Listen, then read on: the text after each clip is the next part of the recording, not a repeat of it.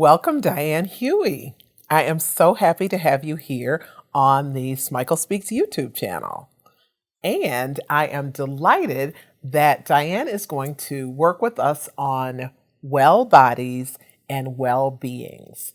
For everyone who doesn't know Diane Huey, she's a wellness expert, an acupuncture practitioner, and a health coach.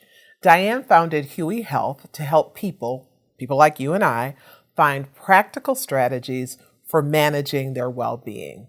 She's an instructor. She has been an instructor and a clinical supervisor at the renowned Thai Sophia Institute. She does workshops for banks, government agencies, the general public.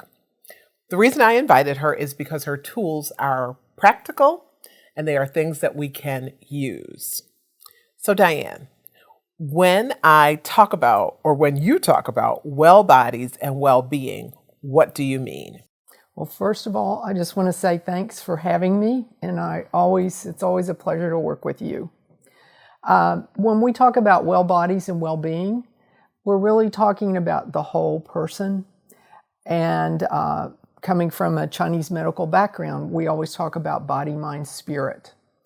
And it's just another illustration of the brilliance the ancient peoples had, because they really understood that our body and our mind are really one unit. They're not separate.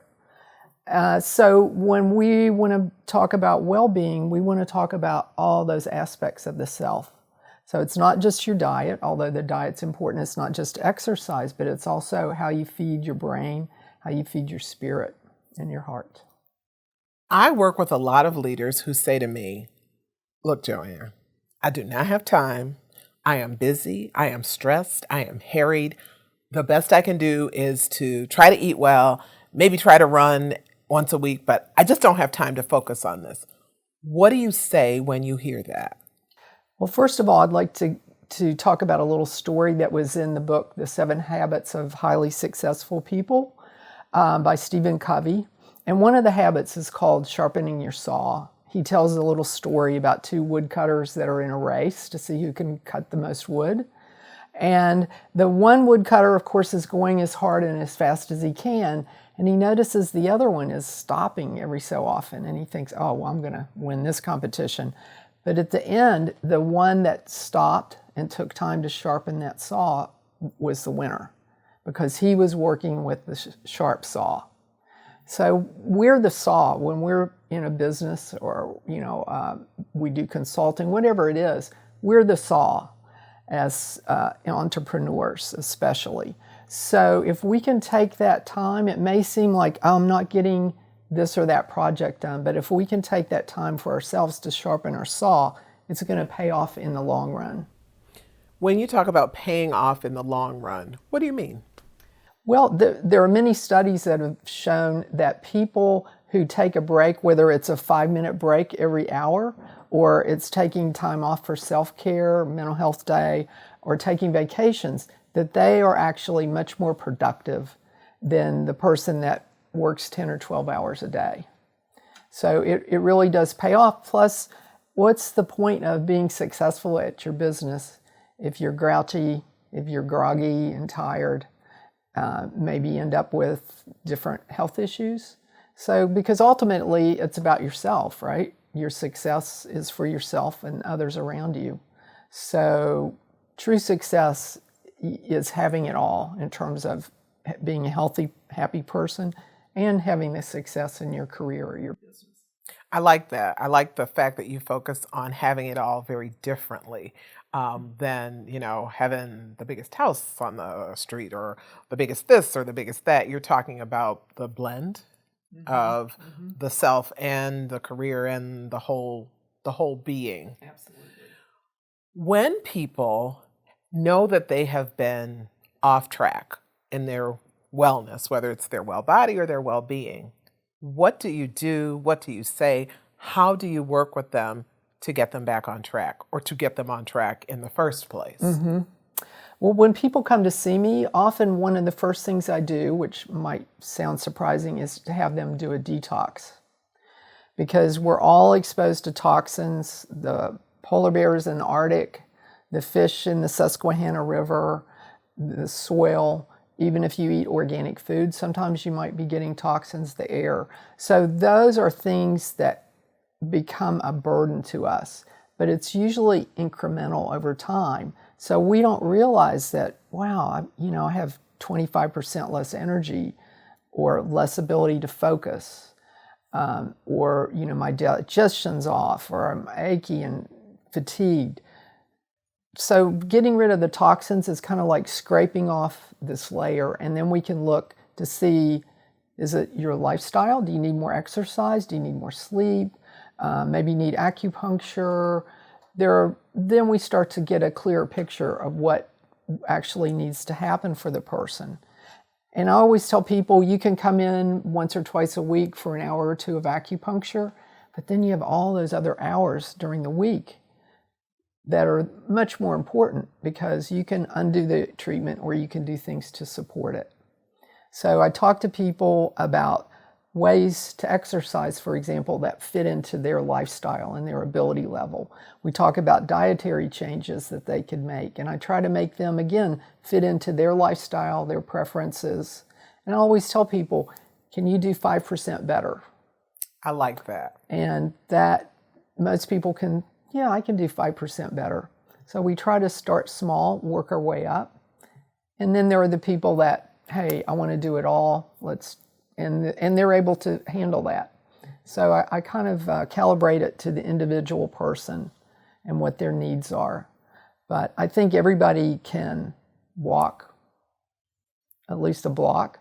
And if you can't, you can do seated exercises.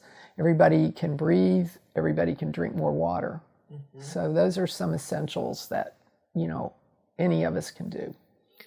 So I work with a lot of senior level people who have gotten accustomed, like they're really used to functioning at a harried, frenetic pace. Mm-hmm. How do you get, and sometimes I have to say, they don't even realize that they're functioning at this harried, frenetic pace. How do you get people to kind of simmer down and pay attention, to kind of become observers of their own life so that they can have well-body and some well-being? So how do you get people there? Well, that is a great question. And one thing is to give people the understanding of what's actually happening, because we may think, oh, I'm just getting a lot done, or, I'm just a high-keyed person. But it's really creating physiological changes in your body, because what we do when we're in that mode of living is we're calling on our in case of emergency hormone, which is cortisol. So in case of emergency, back in our ancestors' day meant maybe you're running from a bear. Maybe you've fallen in the river and you're struggling for your life. So it was for those kind of situations where we needed a very powerful physical response. So when we get that cortisol going, it stimulates our muscles, it stops our digestion, it can cause sweating, it accelerates our heart rate. The problem today is very few of us are running from bears. And it's not, maybe... I hope you're right. Yeah, nobody I know, but there's always that first time. But, it's our phone is ringing. We're getting a text message. We've got to get this done. We got to get that done. We forgot something. So it's this constant kind of slow drip often that keeps us going. And then if we aren't getting our rest, we aren't getting exercise, and we're fighting fatigue, anytime that you're tired and you push yourself beyond that level, you're using your cortisol to give you that extra energy. And the problem with that is you're getting that accelerated heart rate, your blood pressure is going up, your digestion is compromised, your muscles are getting tight. So that becomes a chronic condition that a lot of people have. And like you said, because it happens over time, they just get used to it. They adapt to it. We're very adaptable, for better or worse. We're very adaptable beings. So we learn to cope with things. And especially for people that are in business, they're very focused. They're very goal-oriented. So it's easy to put that goal in front of just sitting and being with yourself. Mhm. Do you think that there are kind of cultural reinforcements in our modern culture for being in a tailspin? Absolutely. And I think, we're here on the East Coast, and I think the East Coast is one of the most uptight, driven parts of the world, probably. And it's really great to be productive. It's great to achieve our goals, to have, success. But at the same time, we don't want to compare ourselves out to other people. Because I think when you look at people that are highly successful, you look behind the scenes and you see the family isn't going so well. That marriage is on the rocks. They're getting into trouble with drugs or alcohol in order to cope. They have a nervous breakdown.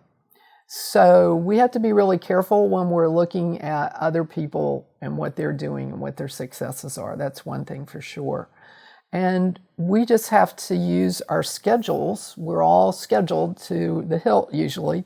So we have to use that schedule for our own benefit and think of cycles, so we can have a daily cycle. It might just be spending 5 minutes before your day and breathing or listening to some ocean sounds or doing a little meditation. On a weekly basis, make sure that you have a day or at least a half a day for yourself. And then you want to look out in terms of having longer periods of time where you can really pull back from things and let your nervous system settle down. Mm-hmm. I hear a lot of people say that what you just said is very unrealistic, that they cannot find an hour to themselves because they have a husband, because they have kids, because they have responsibilities at the church, the synagogue, the mosque, because of all of these things. And I hear that a lot, that people often sincerely in their hearts believe, I absolutely cannot craft time or carve time just for me. How do you help people in that position do what you're suggesting that they do? Well, I totally identify with that feeling. It's hard for me sometimes to say, I'm going to go for a walk or I'm going to meditate when, I have to balance the books or I have to make appointments or any number of things that we all have to deal with. But think of it this way. You can take a little bit of time for yourself now, or you can wait until you get sick. And, maybe it's not an hour that you're taking off for a weekend, but it's a week, or it's going to the hospital, or it's having to go on medications. So I think if we realize the other end of that stick, when we pick up a stick, we need to think what's on the other end. So we pick up this stick about getting everything done, taking care of everybody else, being successful. But what is the other end? And so we can either take a little bit of time along the way for some self-care, or we can wait until we have some sort of a collapse. A crisis. A crisis. Yeah, a crisis. Yeah. And sometimes the crisis means that it's too late. That because we don't recover from every crisis. And I know that we're in a culture where we all think, I left my Superwoman cape over there, but I have it. Don't forget that, okay? Don't forget. But we're in a culture where we're rewarded for being superheroes and for having superpowers, when in fact we're just human people, human beings. Exactly. And we do get, on so many levels, rewarded for that. And I think that it does present a struggle for everyday people to say, I can breathe. I can take 5 minutes to myself. The world's not going to end if I take 5 minutes to myself. Sometimes I look at the proliferation of Instagram and Facebook and the glorification of things that just are not reality. It's like, whose reality is that? Do you think that contributes also to this not knowing what's on the other end of the stick? Absolutely. There are so many societal pressures that we have and influences. It's so easy to look at, that person looks perfect. Their life looks perfect. Wow, look what they've done. Look how much money they have. Look how successful they are. And now, instead of just seeing it in the world around us or maybe in the newspaper or television, like you said, it's on social media. And so we really have to look at what we're taking in. And one of the things Dr. Worsley, that started the school that I went to, said is, you wouldn't eat garbage. So why do you let garbage come into your head? Oh, now that was deep. Yeah. I never heard you say that before. Yeah. I like that. Uh-huh. Good. And so, yeah, it's great that we have the internet. It's great that we can get on Facebook to promote our business or connect with friends. But, control that. You don't have to drink from a fire hose. Mm-hmm. You can choose what you take in. You can choose if you watch television or movies. Choose and think about, is this something that's going to benefit me, or is it going to make me feel less than? Mm-hmm. Is it going to make me stressed? Or is it going to, give me some enjoyment, some fun, maybe even some spiritual uplift? I like that. You wouldn't eat garbage. So say that one more time, because I like that. You wouldn't eat garbage, so why feed your mind with garbage? I really like that. So as we get ready to wrap up, 3 points that you want everybody who has watched this video to take away regarding having a well body and building well-being. Well, I'll go back to that concept of body, mind, spirit. Okay. So if we're looking at the body, and I'm including the nervous system in that, one of the great things you can do is just to breathe. And breathing it's something that we naturally do, of course, all the time. But there are a lot of highly developed techniques for breathing. So one is belly breathing, breathing in slowly, deeply, breathing in fully. And that, just 3 breaths. Everybody has time for 3 breaths, hopefully. That is enough to start to reset your nervous system. And then that's going to stop that cascade of events that can cause ill health. And it'll help you get more into your center. Mm-hmm. In terms of the mind, sleep. When we talk about the mind, we're talking about the brain. And the number one support for the brain is sleep. All kinds of things happen at night when we sleep. It detoxifies our brain. It also affects the body, because that's when we regrow our bones and our muscles. It affects your mood. It affects your ability to remember things, to focus. So getting your sleep, 7 to 8 hours for most people, is super important. And then in terms of the spirit, I think of 2 things. One is to connect. So that can be connecting with yourself. Like if you're doing those 3 breaths, just take time to be in your own body. Connecting, of course, with your beloveds, connecting with your friends, your pets, connecting with nature. That's something that we all need. We all have that heart center that we need to have nourished. And appreciation. Appreciate the simple things in life. The sun, coming in the window, the leaves on the trees. But most of all, I think we need to appreciate ourselves, because most of us, we're comparing ourselves out. We're never good enough. There's always something that we're not doing. But we need to really appreciate ourselves and say, hey, I did that phone call that I was dreading. I cleaned up my desk. I look great today, whatever it might be. And really, nourish yourself in that way too. I love that you added that, because I believe that if you can affirm yourself, you can honestly and genuinely affirm other people. Absolutely. Because I think if we are constantly beating up on ourselves, on some level, you're doing that to other people in some way, shape, or form. So thank you for adding that about the whole notion of affirming oneself. I totally agree with you. Thank you for coming today, for sharing your expertise, sharing your wisdom.